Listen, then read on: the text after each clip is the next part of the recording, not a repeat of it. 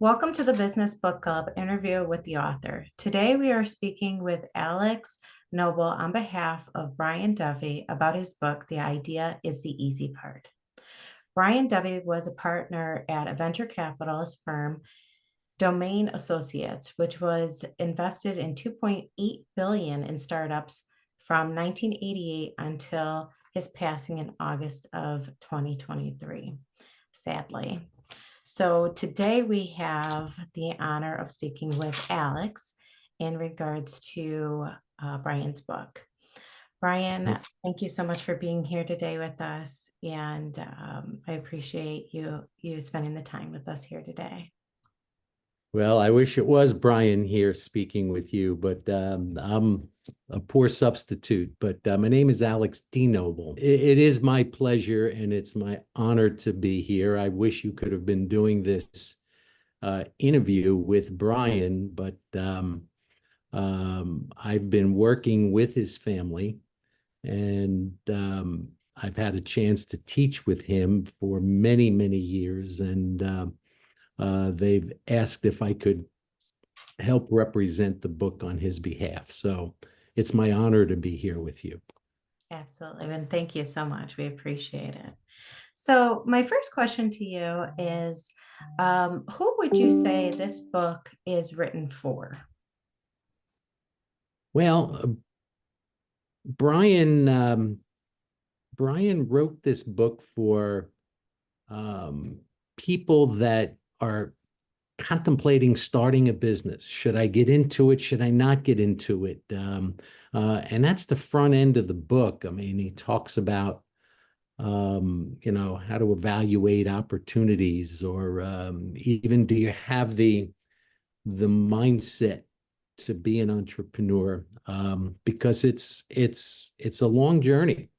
And so I think he wrote the book primarily for people contemplating a startup, but then more importantly, because the idea is the easy part, people that are already running a company that could gain wisdom and insight from the many lessons that he has to share around team building, around managing a growing firm.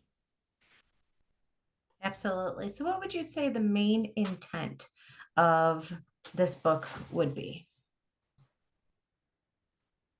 The main, or what I typically get out of this book, and again, as I shared with you, I'm on my third reading of the book, and this is in addition to reading drafts of the book as Brian was producing the book, and we were going back and forth. But each time I read the book, I pick out new nuggets of wisdom. That's what I'm amazed with the most, and what I used to tell my students when I would bring Brian into a classroom setting is that he was very soft-spoken and was very folksy in how he communicated. So he had a very easy kind of a style, but it was just loaded with wisdom. And with each reading of this book, um, it deepens my understanding of the wisdom that he offers through his incredible experience and career trajectory. Absolutely. So, I heard you say that he was assisting in your classroom, and I believe he talked about that a little bit in the book. And I'm Yeah. curious to see, how did that relationship develop into becoming or coming into the classroom environment with Boy, Brian? that's that's one of my favorite stories to share with you. Uh, I have been a professor at San Diego State University for many years. Actually, I just retired after a 40-year career on the faculty. But Congrats. early in my career, and I'm talking um, about almost 27 years ago now, um, I was a young professor at the time. My hair was a little bit different color than what it is right now, but we were developing an entrepreneurship program at our university. I mean, I was an entrepreneurship professor, and I was running a center, an entrepreneurship center. And I got a call one day from a man named Jeff Timmons. Jeff was a leading educator, the father of entrepreneurship education, if you will, and just a noted professor in our field. And Jeff Timmons calls me, and I'm like, who am I to take a call from Jeff Timmons? and and Jeff says, and he's talked to me, use my first name. I said, Jeff Timmons knows my name. and and and he says, Alex, I want you to meet a friend of mine who was a classmate of mine at Harvard, and he's now a venture capitalist, and he spends his time on both the East Coast and the West Coast, and he'd like to come and visit you. I told him a little bit about it. He'd like to come visit. So I'm all excited. I've got this major person coming to talk to me. And so Brian walks into our facility, and I'm there. I'm loaded for bear. I mean, I'm waiting to meet this guy. And I start showing him our collection of courses that comprised our entrepreneurship program at the time.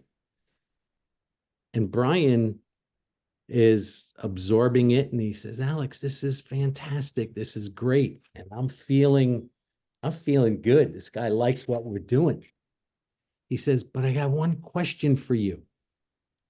He says, all of your courses that you currently offer are focused on getting an entrepreneur to day one. Opportunity recognition, planning for writing a business plan, finding early resources. He said, what are you teaching your students about what happens after day one? Very, very important. And I was like a deer in headlights with that question. And for about 20 seconds, I froze. And then I looked at him and I said, Brian, that's the next course you and I are going to create. And we decided to focus on what happens after day one. And we decided, well, you have to manage a growing firm. And so he and I agreed to meet a week later, and each of us made a list of what could be taught in a class after day one about managing a growing firm. And he came back with his list, which was clearly much longer than my list. But between the two of us, we had enough topics that could cover a whole curriculum versus one course. So we had to narrow it down to a 15-week semester. And we massaged it, and we created this course called Managing the Growing Firm. And for the next 25 years, we co-taught this class at our university. And every year I'd ask Brian, do you want to teach with me again? And he always said yes. I was expecting the day to come when he would say, no, I'm tired of doing this, but that never happened. That never happened. So as you'll read in the introduction, he talks about those experiences, and it just literally it just brought back some fond memories for me, and was really the catalyst in a lot of ways for the book, because he loved to teach. And as he says in the introduction, but when I'm teaching one class at a time, there's only so many people I can impact. And Brian, like an entrepreneur, thinking about growth and scalability, he had to find a way to get his message out to a much broader audience. And that's why he wrote the book. Very good. Well, I appreciate that insight. That is a wonderful story, and sounds like you guys built a great relationship and working together and creating new entrepreneurs and business owners and releasing them out into the world. Uh, so, could you tell me a little bit more about Brian's entrepreneurial journey? And I apologize if this is, before you and Brian started your relationship together, Right. but I don't feel like he talked about it a whole lot in the book. So I was curious to learn more about what his entrepreneurial journey was. And Mhm. I'm hoping you You can. know, uh, that is a fantastic story in and of itself. And you're right. I mean, he touches on it a little bit in the book. But, um, he, like many people, graduated college. Now, what amazed me, he was a math major in college and graduated and took a corporate job and started a family with his lovely wife Betty, and then they had a child, and um, and so, but he was restless in his early corporate job, and ultimately went back to business school, and he talks about that in the book. He attended Harvard, um, but then as his career began to unfold, he found his way meeting a scientist, an entrepreneur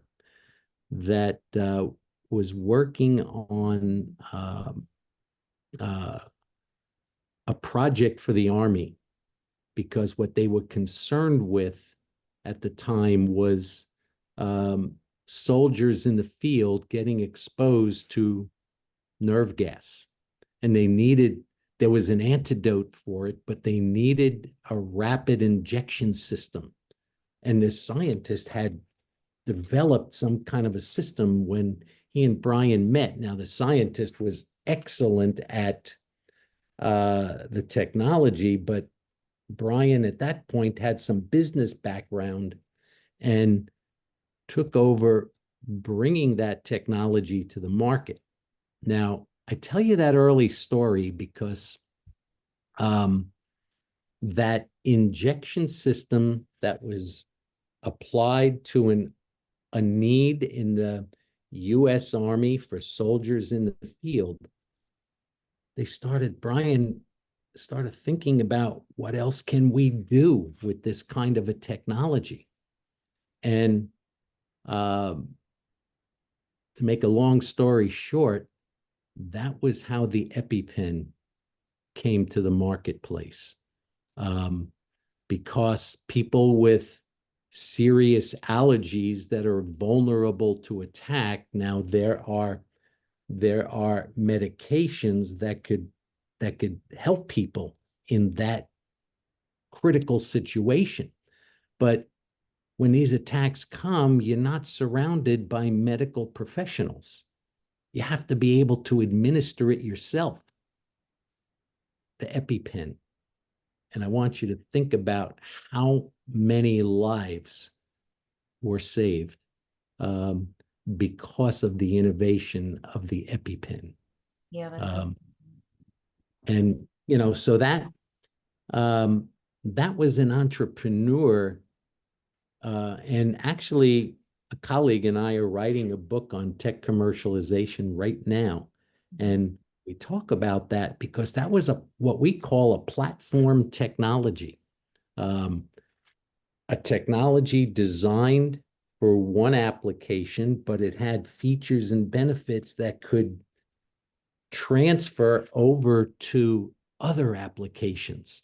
And I just marvel at that. And that was Brian's um, uh, claim to fame, if you will. I mean, working alongside Dr. Sarnoff, the inventor of the injection system, but bringing it to market is just as important as coming up with the innovation.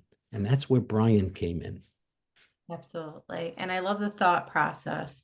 One thing about entrepreneurs and business owners and networking and being in groups like such as the Business Book Club, where you can take ideas that are implemented in one industry in one way and adapt them and change them so that they are suited for your industry and create a whole new method or way of doing things, which is the beauty of the collaboration and the learning and the growing together in this way. So it's wonderful. It's a great Yeah. story. He sounds like a wonderful gentleman. It's a shame that, he's not here Yeah. with us today to be able to share his story himself, but I am so happy to have you here with us and for your time in coming and expressing both Brian's story and your relationship and how you guys were able to collaborate and work together in order to support new business owners or new business entrepreneurs entering into the world. Is Mhm. there anything that you would like to share that I may Yeah. have overlooked in regards to Brian and the idea is the easy part? Yeah.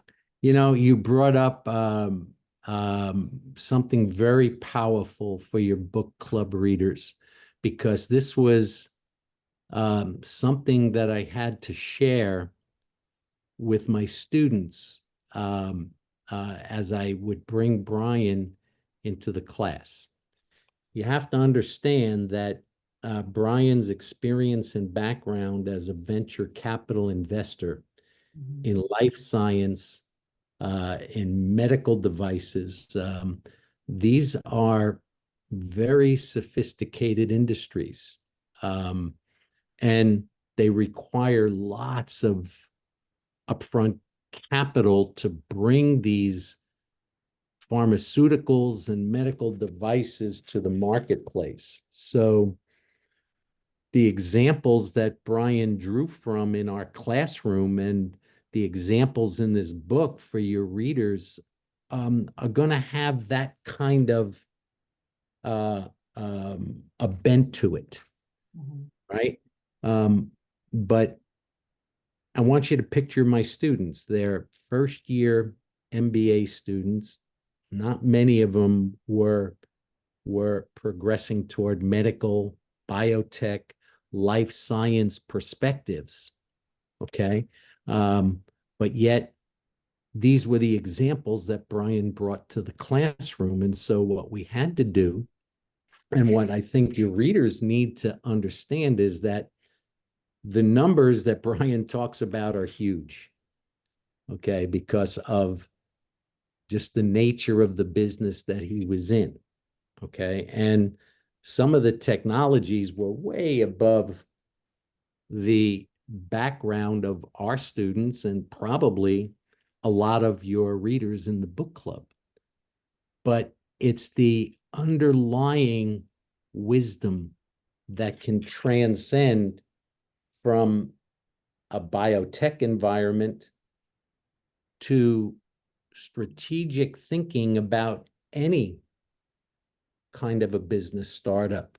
And if your readers look at this book from that perspective, they will deeply understand the wisdom that can help them hopefully make intelligent decisions about their own career trajectories. I'd like to bring to your readers' attention one other aspect of the book. A friend of ours, Scott Union, um, coined a term called Doveyisms. Now, Brian is very folksy in how he would speak to my students. Okay, so he didn't use um, sophisticated language that only a biotech entrepreneur would understand. He would simplify things in his sayings and in imparting his wisdom. And Scott called these pithy sayings that Brian had, he called them Doveyisms. And as Brian was writing the book, I said, Brian, you have to figure out a way to infuse those Doveyisms into the book. And I didn't know how he was going to do it. And so he wrote the book, and I was reading chapters and so forth. And I'm saying, okay, the Doveyisms are hidden in here somewhere. But then when the book came out, in the appendix section, he made a list of Doveyisms. And what I would ask your readers is to look at those Doveyisms. They're simple sayings, and they have so much deep meaning behind those simple sayings. And that's where the wisdom comes in. And that's where your readers will get so much value from that perspective. So I miss him every day. We were friends. We were, what was interesting to me, I wrote a book called The Entrepreneur Within. It was more of a corporate entrepreneurship. And both of our books were coming out around the same time. Mine came out in October and in January of 2023. His came out in October of 2023. And we talked about doing a combined book tour. And, so we were getting close to the launch of the book, and that's when we lost him. So it was a dream to be able to do a combined book tour with him. But I'm honored to represent the idea as the easy part in this capacity. Well, we thank you so much for being here. And I'd like to formally offer to perhaps visit this conversation and continue the conversation into your book. It's very, I'd love to hear more about your book. And what I'll do is I'll go in and read it, and then we can re-collaborate. And I'd love to hear more. And perhaps we could share it with our audience. The same idea, the intent, and some of the key points that are discussed within your book, and how it can help other business owners and entrepreneurs, or entrepreneurs in this case. Right, right. Well, I would be excited and honored to do that. But my purpose with you today is to stand in for Brian on the idea is the easy part. So thank you for giving me this platform for sharing Brian's amazing wisdom with your audience. And I hope people enjoy the book. And I'm happy to I would invite your book club members to reach out to me. You can share my email with them, and I can engage with them on questions they may have about the book as they're reading it, because so many of these stories he shared with me in person. So I'll do my best. Absolutely. Well, you're welcome to share your email address here and now if you like, and I'll post it as well. Sure. My name is Alex DeNoble. So it's all lowercase, one word, ADENOBLE, DeNoble at SDSU, that's San Diego State University, DeNoble at SDSU.edu. And if you have questions about the book, email me there in the subject line. Just put questions about the ideas, the easy part. So I'll recognize when people are reaching out to me in connection with this book. I'd be happy to respond. Well, thank you so much for your time today, Alex. With that, we will let you continue your day. And again, we appreciate your time and we look forward to hearing and learning more about you in the near future. Excellent. Teresa, thank you for your time spending with me today. Absolutely. All right. Take care.